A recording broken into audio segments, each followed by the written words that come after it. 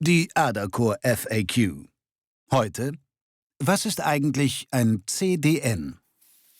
CDN steht für Content Delivery Network, also ein Netzwerk zur Auslieferung von digitalen Inhalten. Wozu man das braucht? Ganz einfach. Im Internet werden Inhalte nicht gesendet, so wie früher beim Fernsehen oder Radio. Stattdessen liegen Inhalte, zum Beispiel Filme, auf einem Server an einem ganz bestimmten Ort, wie im Rechenzentrum bei Adacore. Alle Computer, die den Film anfragen, so wie Sie gerade, greifen dann auf diesen Server zu. Es liegt allerdings in der Natur des Internets, dass dies nicht mit einer direkten Verbindung geschieht, sondern über eine Reihe von Knoten, Verteilern und Backbones, sodass eine Übertragung schon mal einige Zeit dauern kann. Natürlich viel zu langsam für den modernen User.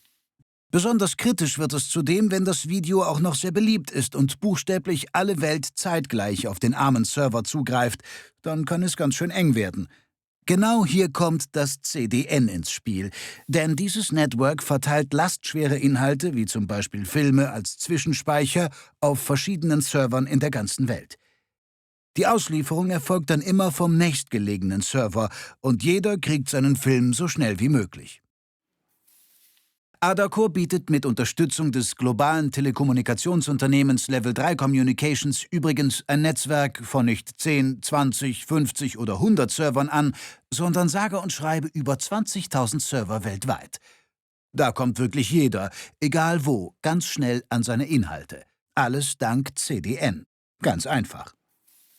Mehr Infos gibt es auf der Adacore-Seite und im nächsten FAQ-Spot. Einfach mal reinklicken. Adacore. Expect more.